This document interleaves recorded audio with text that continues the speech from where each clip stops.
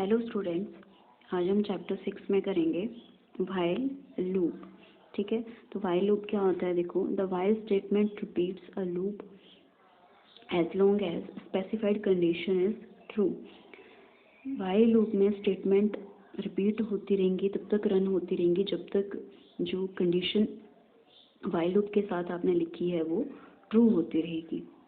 ठीक है, अगर कंडीशन फॉल्स हो जाती है तो लूप जो है एग्जीक्यूट नहीं होगा, कंट्रोल जो है आउट ऑफ द लूप चला जाएगा।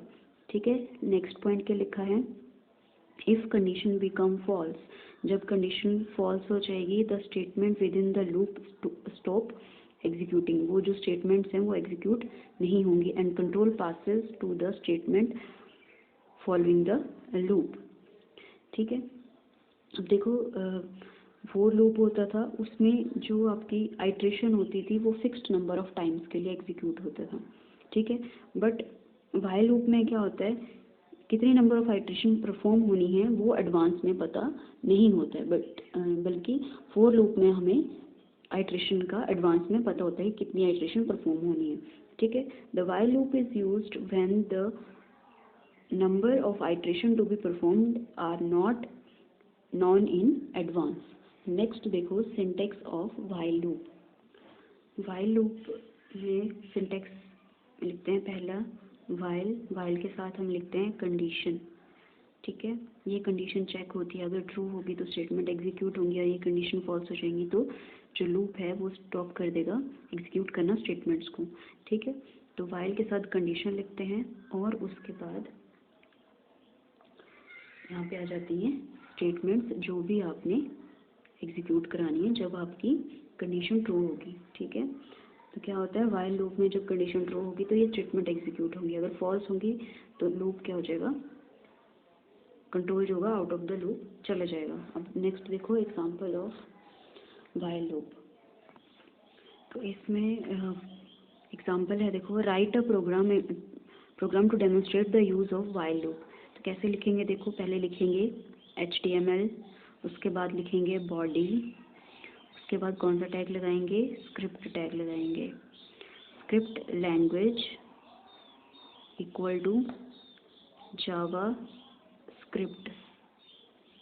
ठीक है, उसके बाद लिखेंगे एक वेरिएबल लेंगे, वेर, मान लो वेरिएबल ले लिया आपने आई। ठीक है, और उसमें वैल्यू स्टोर करवा दी 0। ठीक है, मान लो अगर आपने नंबर प्रिंट करवाने हैं 0 1 2 3। ठीक है, ये नंबर प्रिंट करवाने हैं। ठीक है, तो हमने प्रिंट करवाना कहाँ से शुरू करना है? 0 से। ठीक है, तो वेरिएबल में हमने कितनी वैल्यू स्टोर कर दी? 0 स्टोर कर दी।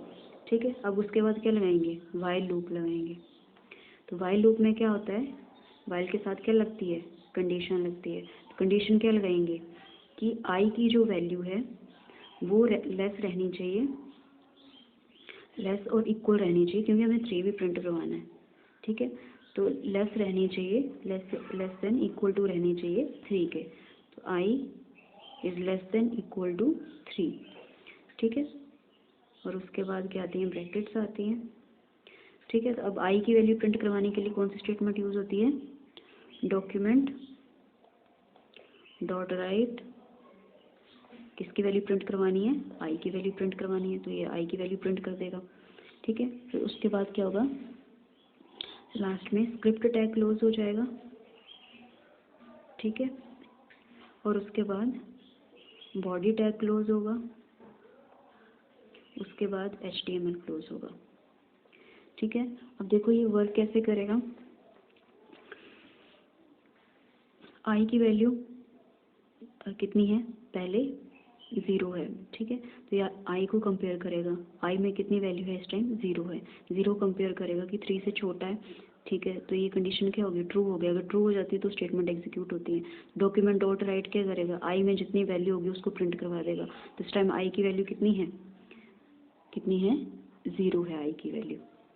ठीक है, और एक चीज़ और लगेगी इसमें, अब यहाँ पे इंक्रीमेंट भी तो करनी पड़ेगी वैल्यू, तो यहाँ पे आई प्लस प्लस लगा दो। ठीक है, जब अब आई की वैल्यू प्रिंट करवा दी 0, अब 0 को फिर से इंक्रीज़ करना पड़ेगा, ठीक है। तो नेक्स्ट स्टेटमेंट इसको मिल गई इंक्रीमेंट ऑपरेटर। तो आई की जो वैल्यू है वो 0 थी, जब इसको इंक्रीमेंट ऑपरेटर मिला तो इसने +1 कर दिया, और यहाँ पे आई की वैल्यू कितनी होगी अब 1 होगी, ठीक है।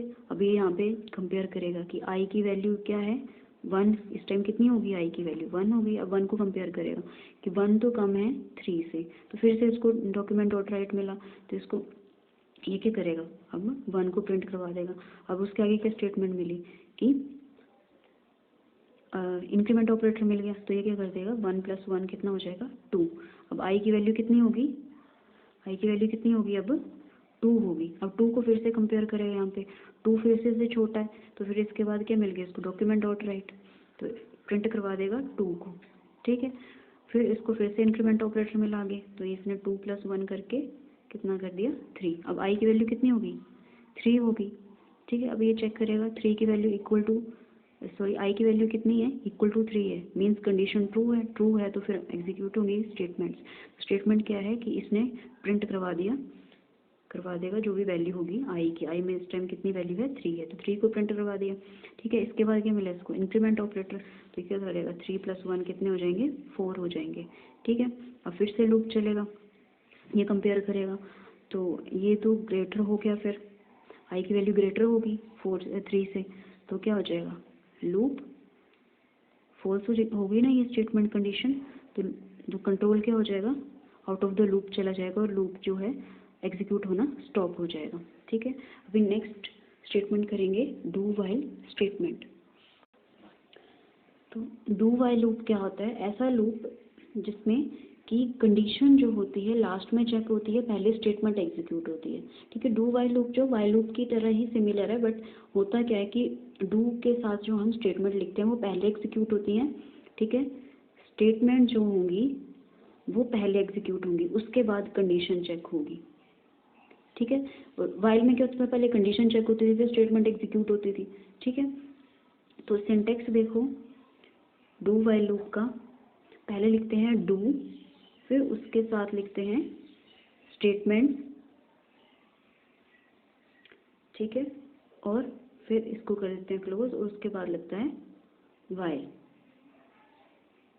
और यहाँ पे आ जाती है कंडीशन, उसके बाद लिखते हैं यहाँ पे सेमीकोलन, ठीक है। तो क्या सिंटेक्स बताया डू ब्रैकेट ओपन और क्लोज करेंगे, स्टेटमेंट्स उसके अंदर लिखेंगे, फिर वाइल, उसके बाद क्या लगाएंगे कंडीशन लगाएंगे, ठीक है। यही स्टेटमेंट, यही आपकी डेफिनेशन डू वाइल की डेफिनेशन में लिखा है कि डू वाइल लूप में पहले स्टेटमेंट चेक होती है, उसके बाद लास्ट में क्या होता है कंडीशन चेक होती है, ठीक है।